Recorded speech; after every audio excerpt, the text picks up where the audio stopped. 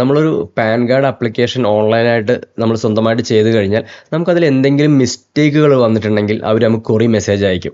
അതേപോലെ നമുക്ക് അതിൻ്റെ സ്റ്റാറ്റസ് എന്തായെന്ന് നമുക്ക് നോക്കാൻ പറ്റും. അപ്പോൾ അതെങ്ങനെയാണ് ചെയ്യാമെന്ന് കേട്ടോ നമ്മൾ വീഡിയോയിൽ നോക്കാൻ പോകുന്നത്. അപ്പോൾ അതിന് നമ്മൾ ഈ ഒരു വെബ്സൈറ്റിൽ കയറി വന്നു കഴിഞ്ഞാൽ ഇവിടെ നമുക്കൊരു അക്നോളജ്മെൻറ്റ് നമ്പർ കൊടുക്കാനുള്ള സ്ഥലം കാണും. അപ്പോൾ ഈ അക്നോളജ്മെൻറ്റ് നമ്പർ നമ്മൾ പാൻ കാർഡ് ആപ്ലിക്കേഷൻ കൊടുക്കുന്ന സമയത്ത് നോട്ട് ചെയ്യണം. ഞാൻ ആ വീഡിയോയിൽ പറഞ്ഞിട്ടുണ്ടായിരുന്നു എൻ്റെ കാര്യങ്ങൾ.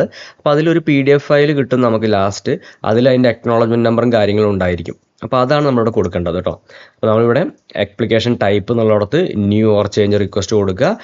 എന്നുള്ളതിന് ശേഷം നമ്മൾക്ക് കിട്ടിയ അക്നോളജ് നമ്പറും കൊടുക്കുക. തൊട്ട് താഴെ കാണുന്ന ക്യാപ്ച കോഡും കൊടുത്തിട്ട് സബ്മിറ്റ് കൊടുക്കാം നമുക്ക്. ഇങ്ങനെ കൊടുക്കുമ്പോൾ നമുക്ക് എന്തെങ്കിലും ഇഷ്യൂസുകൾ ഉണ്ടെങ്കിൽ നമുക്ക് ഇവിടെ കാണിക്കും. ഇപ്പോൾ വേണം സ്റ്റാറ്റസ് എന്ന സ്ഥലത്ത് കാണിക്കുന്നുണ്ടോ നിങ്ങൾ?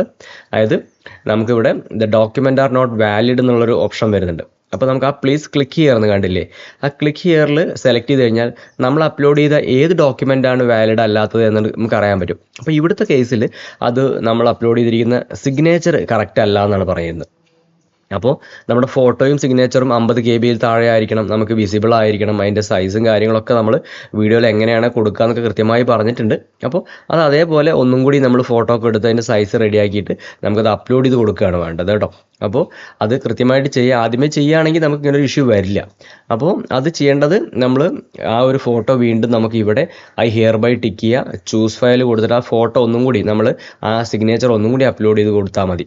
അപ്പോൾ അതിന് ശേഷം നമ്മളൊരു 1 വീക്ക് കഴിഞ്ഞ് ചെക്ക് ചെയ്ത് നോക്കുമ്പോൾ നമുക്ക് കണ്ടില്ലേ ഇവിടെ pan card has been dispatch, നമുക്ക് പാൻ കാർഡ് അയച്ചിരിക്കുന്ന രജിസ്റ്റേർഡ് ആയിട്ട്. അപ്പോൾ ഇതേപോലെ നമുക്ക് സ്വന്തമായിട്ട് ഈ കറക്ഷൻസ് എല്ലാം മിസ്റ്റേക്ക് എല്ലാം ക്ലിയർ ചെയ്ത് കഴിഞ്ഞാൽ നമുക്ക് പാൻ കാർഡ് എത്രയും വേഗം തന്നെ നമുക്ക് കിട്ടുന്നതായിരിക്കും, ഫിസിക്കൽ കാർഡ് കേട്ടോ.